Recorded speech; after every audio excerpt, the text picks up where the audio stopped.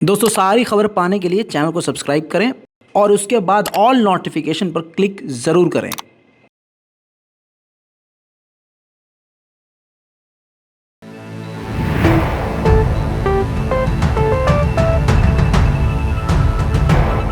दोस्तों हमेशा मैं आपसे एक बात कहता हूं, ऐसा कोई सगा नहीं जिसे अमेरिका इजराइल ने ठगा नहीं। जी हां, अभी कुछ वक्त पहले तक नेतन्याहू ने क्या कहा था? नेतन्याहू ने कहा था अगर इजराइल में हमारी सरकार आई तो हम यूक्रेन को मदद देंगे। बाबा जी का ठुल्लू दिया है। सलाम, नमस्ते, सत श्री अकाल। मैं हूं रज़ा और आप देख रहे हैं रज़ा ग्राफी की वॉर अपडेट। आज ही की तारीख में दूसरी वॉर अपडेट आपके सामने सबूत के साथ जल्दी आपके सामने रखूंगा। दोस्तों नेतन्याहू ने जो बात कही थी, याद आ गई आपको बात? हाँ, तो अब आपको बताऊं, नेतन्याहू की सरकार बनने के बाद इजराइल के डिफेंस मिनिस्टर ने बड़ी बात कही है। इजराइल के डिफेंस मिनिस्टर ने कहा कि हमारे पास इतनी कैपेबिलिटी नहीं है, हम इतनी मास प्रोडक्शन में हथियार नहीं बना सकते और इतने हथियार नहीं हैं हमारे पास, इतने डिफेंस सिस्टम नहीं हैं कि हम यूक्रेन की मदद कर सकें। और हमें नहीं भूलना चाहिए कि यूक्रेन के पीछे तो नेटो है, हमारे पीछे। इतना ही नहीं, इजराइल के डिफेंस मिनिस्टर ने यूक्रेन को थपड़ियाते हुए कह दिया है कि हम इतने हथियार बना नहीं सकते जितने हथियार तुमको चाहिए। तो यानी पूरी तरह से इजराइल ने अपना पल्ला, वहीं यूक्रेन ने फिर से कहा है, वार्निंग दी है, चेतावनी दी है कि रशिया ईरान की मिसाइलों की चाहत रखता है। वो हथियार, वो मिसाइल ईरान से खरीदना चाहता है क्योंकि रशिया के पास उसकी इस्कैंडर मिसाइलें ख़त्म हो रही हैं। वहीं मेरे दोस्तों, ईरान के और भी घातक हथियार यूक्रेन को मिलने वाले हैं। एक तरफ पूरे यूरोप के हथियार और एक तरफ ईरान के हथियार। पूरे यूरोप पर ईरान के कुछ ड्रोन भारी पड़ रहे हैं, जिसकी वजह से अब यूक्रेन ने ईरान के ड्रोन को मारने के लिए एडवांस घातक ड्रोन किलर मांगा है। आपकी स्क्रीन पर ये देखिए, एक्सक्लूसिव तस्वीर है। एक से एक हथियार है, लेकिन ये हथियार खासकर एयर डिफेंस सिस्टम, जिसको CRAMS नाम से यानी C-RAMS नाम से जाना जाता है, जो कि घातक ड्रोन को मारने के लिए इस्तेमाल किया जाता है। तो ये मांग रहा है यूक्रेन अमेरिका से। वहीं दोस्तों, पुतिन के एडवाइजर ईरान पहुंच गए हैं। दोस्तों तस्वीर देखिए आपकी स्क्रीन पर, ये देखिए। ईरान के ऐरे गहरे से नहीं, ईरान के राष्ट्रपति से, इब्राहिम रईसी से, रूस के सिक्योरिटी काउंसिल सेक्रेटरी निकोलाई पात्रुसेव नाम के व्यक्ति जो हैं, जो कि पुतिन के एडवाइज़र हैं, वो पहुंच गए हैं अपनी डेलीगेशंस के साथ। तो आप अब समझ सकते हैं कि कुछ बड़ा तो ईरान और रूस के बीच होने वाला है। लेकिन दूसरी तरफ आपको बता दूं कि ईरान ने कहा है कि हम जंग को सपोर्ट नहीं करते, हम सीज फायर को सपोर्ट करते हैं। जो भी मामलात रूस और यूक्रेन के बीच है, टेबल पर बैठ के ख़त्म हो जाने चाहिए। इसके बाद ईरान ने कहा कि हम रूस के साथ एनर्जी और ट्रेड बढ़ाएंगे, यानी बिजली बनाने में काम करेंगे और बिजनेस एक दूसरे के साथ बढ़ाएंगे।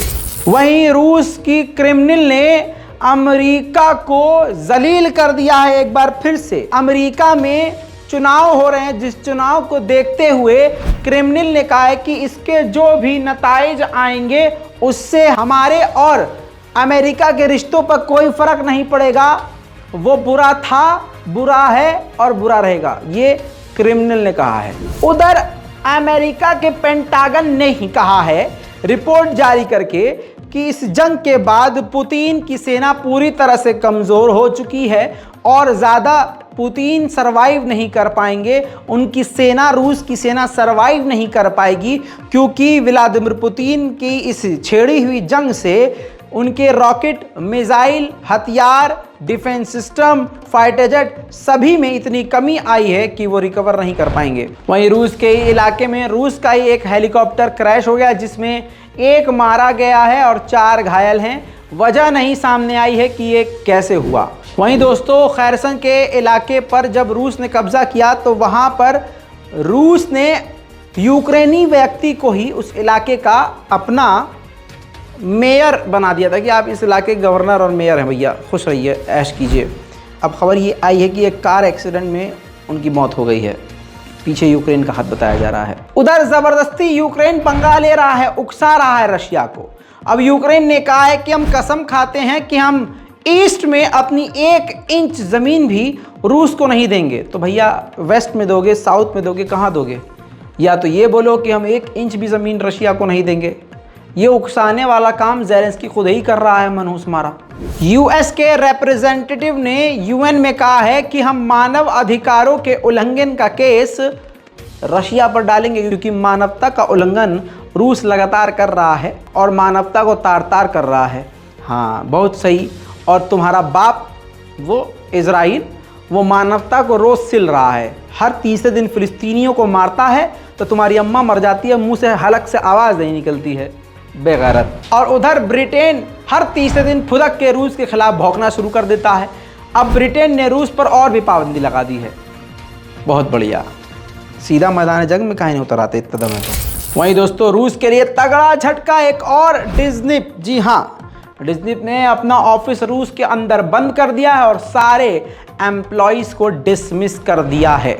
बड़ी खबर एक और आपको बता रहा हूं, रूस ने सीरियन फाइटर्स को अपनी सेना में शामिल कर लिया है, यूक्रेन के खिलाफ अपने बॉर्डर पर तैनात कर दिया है, लेकिन अभी तक उनको हमला करने का आदेश नहीं दिया है। जहां उनको तैनात कर दिया है, सीरियन फाइटर वहीं अभी तैनात हैं और रूस को बचाने का काम कर रहे हैं। यानी वो एक तरह से बॉर्डर पर खड़े हुए हैं, हमला नहीं कर रहे हैं, लेकिन सिर्फ बचाव के लिए, रूस के बचाव के लिए खड़े हैं।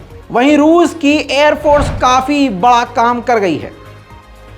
रिपोर्ट के अनुसार रूसी फाइटर जेट ने माइल्स ऑफ माइल्स दूरी से, काफी लंबी दूरी से यूक्रेन के फाइटर जेट्स को, कई फाइटर जेट्स को मारकर गिरा दिया है। रिपोर्ट में यह बात आई है। और अगर यूक्रेनियन रिपोर्ट की बात करें तो यूक्रेनियन रिपोर्ट में भी, वहाँ जो न्यूज़ चल रही है उसमें भी इस बात को एक्सेप्ट किया गया है यूक्रेन के द्वारा। दोस्तों, वहीं फिनलैंड के प्रधानमंत्री ने कहा है, अल्लाह हिम्मत दे मुझे, फिनलैंड के प्रधानमंत्री ने कह दिया है कि हम रूस के खिलाफ हर तरीके से तैयार हैं। है, मैं अगर पुतिन की जगह होता ना, पूरा रशिया इसके हाथ में रखता। ले यार, ऐश कर, तुमने क्या बात कर दी यार, अफसोस मैं पुतिन नहीं हूँ। खैर, फिनलैंड के प्रधानमंत्री ने कहा है कि वो रूस के ख़िलाफ़ हर चीज़ के लिए तैयार हैं। और अगली बात उन्होंने कही है कि रूस से उन्हें कोई डर और कोई खौफ नहीं है। हाय, कितनी अच्छी बात कह दी ना। ये खबर ख़त्म कर दे यार, मैं पिघल रहा हूँ, बह जाऊँगा यहाँ पे। वहीं यूक्रेन की सेना ने एक वीडियो जारी किया है जिसके अंदर वो दिखा रहे हैं कि खैरसन, जिस इलाके में रूसी सैनिक थे, रूस का कब्जा था, उस इलाके में यूक्रेन की सेना घुसी है और रूसी पीछे भागते हुए नजर आए हैं। मतलब उस जगह को छोड़ चुके हैं। देखिए, населений пункт Правдіна. Подивіться, будь ласка. Хлопці і дівчата, слава Україні! उधर दोस्तों, यूक्रेन की पुलिस ने, जी हाँ, पुलिस ने खैरसन के एक छोटे से गांव की एक वीडियो जारी करी है और बताया है कि यहां पर रूसी रहने लगे थे जो कि अब छोड़कर भाग गए हैं।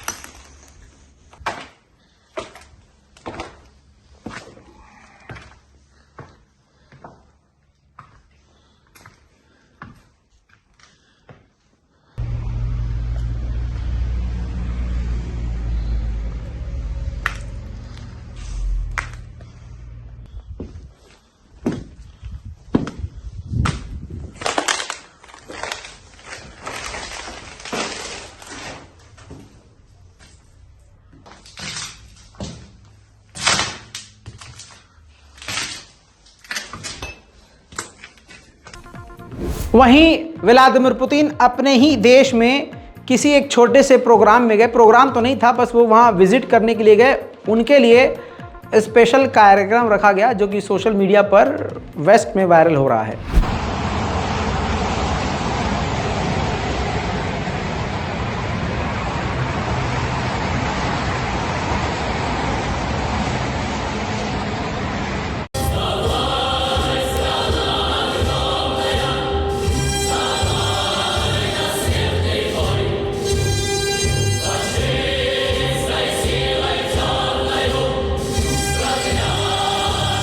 वहीं इसके अलावा यूक्रेन को एक बड़ी कामयाबी हासिल हुई है। यूक्रेन ने देर रात ईरान के कैमिकाजे ड्रोन को भी मार के गिरा दिया है।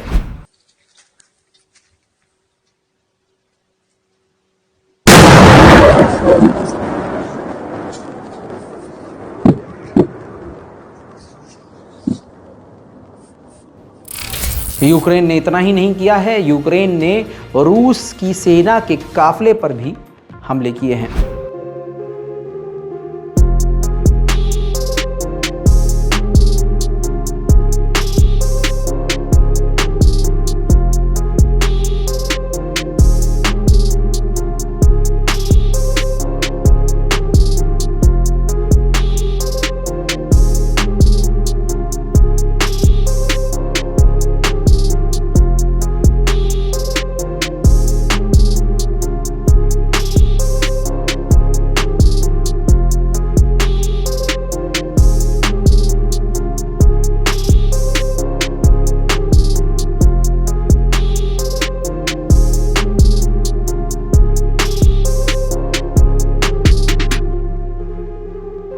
इन सब के बाद रूस ने भी अपने फाइटर जेट Su-25 से यूक्रेन के ठिकानों को निशाना बनाया।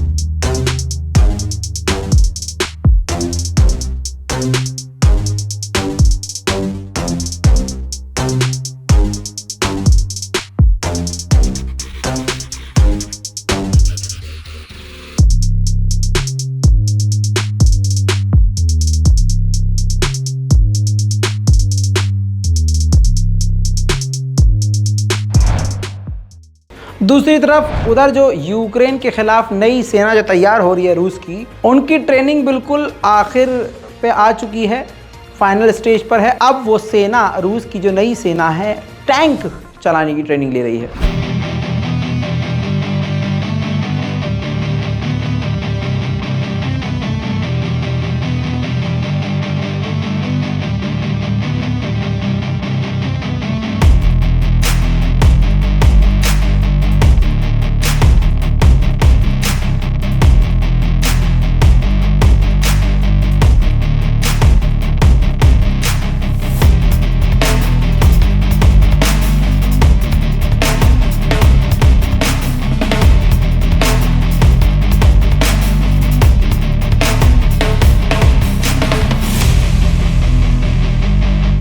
इसके बाद दोस्तों फ्लेम थ्रोन सिस्टम से रूस ने यूक्रेन पर जमकर हमला किया है।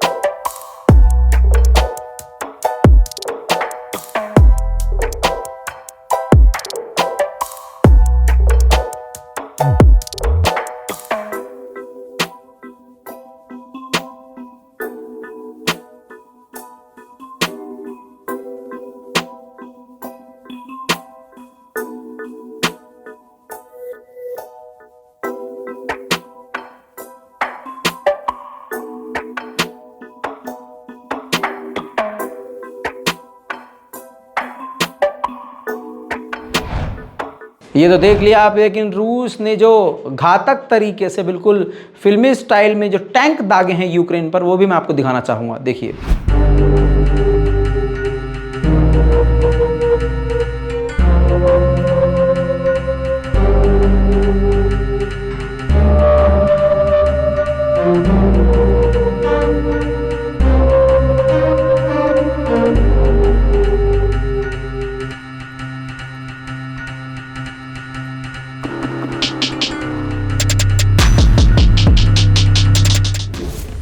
इसके अलावा रूस जो है लगातार बड़ी तेज़ी से क्रीमिया के ब्रिज को बना रहा है और काफ़ी ज़्यादा मजबूती से बना रहा है। उसकी तस्वीर भी रूस ने जारी करी है।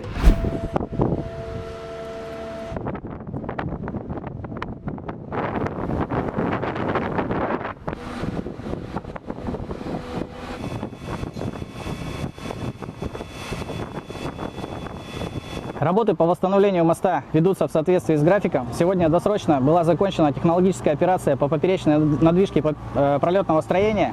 Оно было собрано на производственной базе эксплуатации, погружено на перекаточные модули и доставлено в место монтажа, после чего произведена поперечная надвижка, и в ближайшие дни произойдет опускание в проектное положение. Нам предстоит смонтировать еще 3 пролета, после чего мы заасфальтируем проезжую часть и запустим рабочее движение по правой части.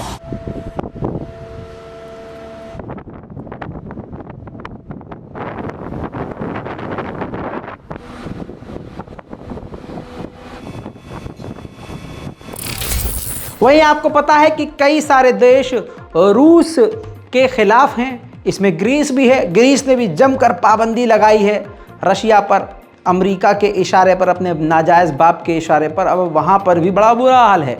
अमेरिका, फ्रांस, जर्मनी, ब्रिटेन, हर जगह की जनता सड़कों पर है। इधर देखिए ग्रीस का हाल, ये देखिए ग्रीस की जनता भी अब ऊब चुकी है, सड़कों पर उतर चुकी है। रूस के खिलाफ जो पाबंदियां ग्रीस ने लगाई है उसको हटाने को कह रही है, महंगाई घटाने को कह रही है। गैस, तेल, ईंधन जो रूस से न लेने की वजह से महंगाई बढ़ गई है, उससे परेशान हो गई है जनता ग्रीस की और अपनी ही सरकार के खिलाफ सड़कों पर है। दोस्तों, वॉर अपडेट में आज के लिए अभी के लिए इतना ही।